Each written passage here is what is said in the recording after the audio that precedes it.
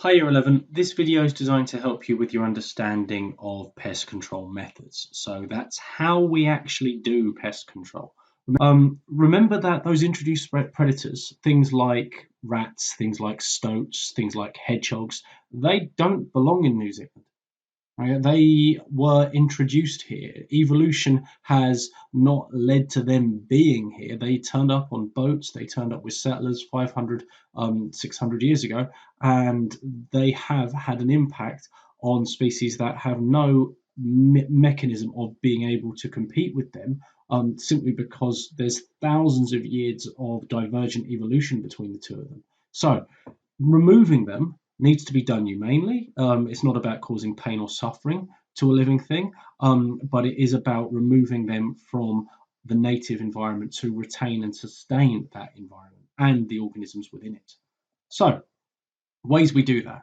So, one of the ways that we do that is something called 1080, and 1080 is a chemical. It's used by the Department of Conservation, and they use it as a mechanism to protect organisms like New Zealand birds from pests like possums and rats and stoats. So it's particularly effective on ground dwelling mammals. And as there aren't really any native ground dwelling mammals in New Zealand, that's a really useful implication of why we would use that. Aerial application means you drop it from planes in the air or helicopters in the air over a really large area. And if you're talking an area of like a regional park or an island, then that large drop's a really cost effective, well, you get a lot of bang for your buck. In terms of being able to do it that way, you can spread a large amount of that chemical over a large area.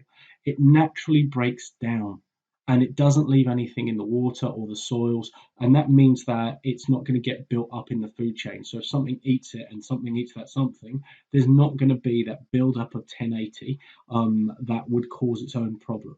We're very careful with our use of 1080 in New Zealand. It's strictly regulated and monitored, and that we're checking that we're not causing harm to the environment. But one mechanism, as I've said, that we use this 1080 chemical, and it causes significant harm to those possums, rats, and stoats in terms of their population sizes, regulating them, keeping where they need to be.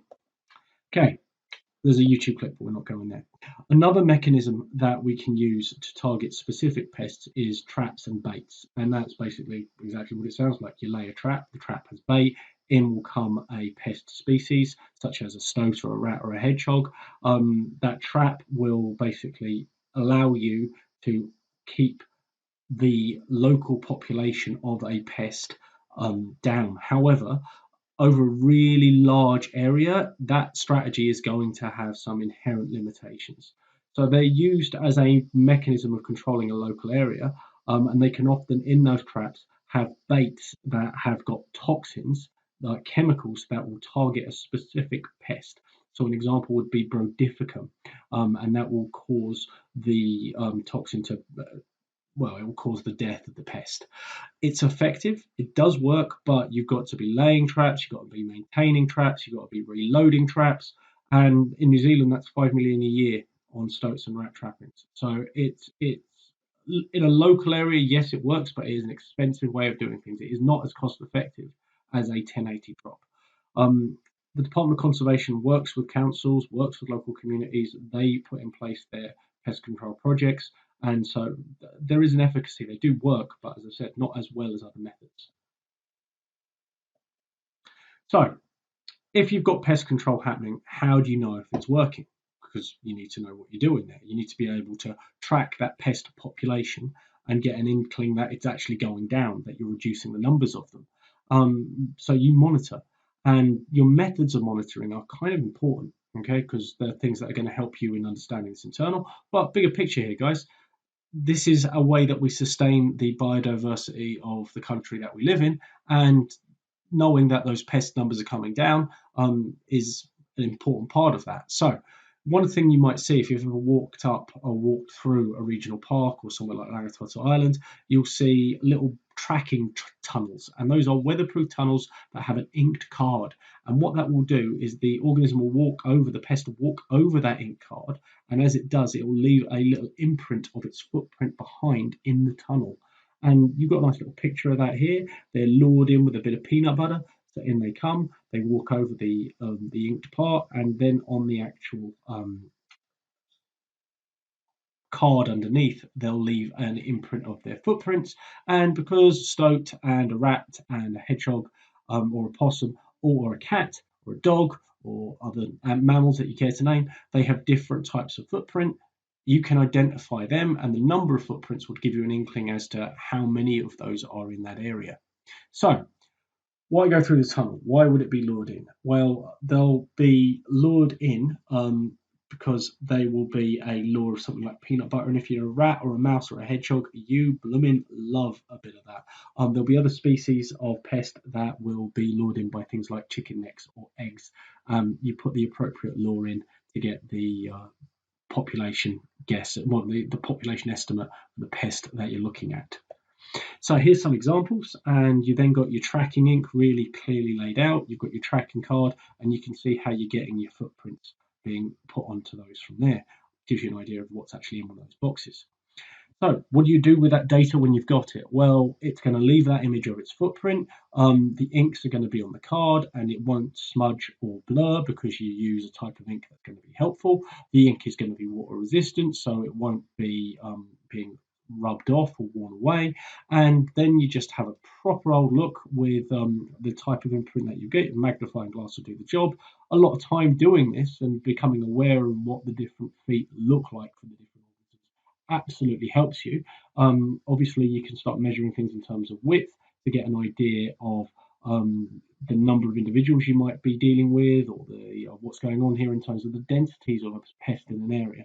So you analyze your card, and then that leaves you with something like this, and you're left sitting there thinking, okay, what am I dealing with? Is this a rat or is it a mouse? And when you're looking at these things, broadly, different rat species in this case are going to have larger feet than other species of mouse. So you end up getting a clear picture of what you were looking at. The Norwegian rat, distinctly different from a house mouse. There you go.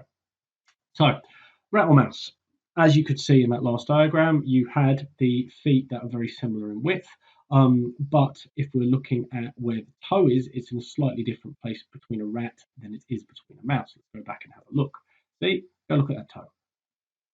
Slightly different place. There we go. Anyway, so mice have a similar foot morphology, but they're going to have smaller feet as well. So that's one way to determine rat or mouse. Now, why would that matter? Well, different species of mouse or different species of rat will have different preferences in terms of the food that they eat or their impact on the environment that they're in. They are both pests, but they may have broader roles in terms of the habitat they're in.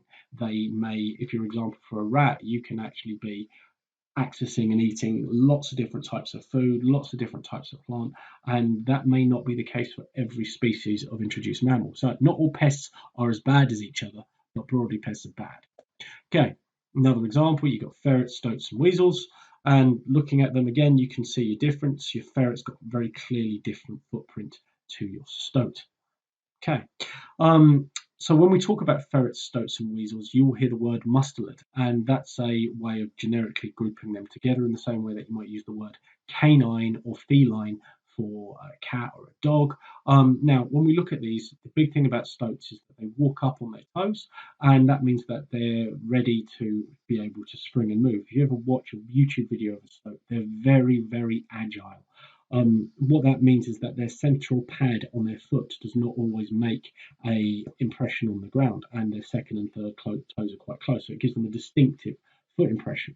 Whereas weasels, your back feet only track your fourth and your fifth toe because it's too high on the foot to actually record. So they walk with their weight more on their heels. So again, a very distinctive footprint.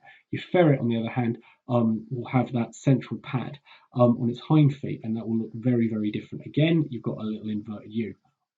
They've got different feet. You can identify them because they've got different feet. Okay, similar things with your cats and your hedgehogs and your possums. Again, your cat footprint, your hedgehog, your possum, very distinctive from each other, allowing you to figure out what type of pest you are dealing with. Okay, again, look at a possum, different type of foot. Okay, and the other things that will turn up.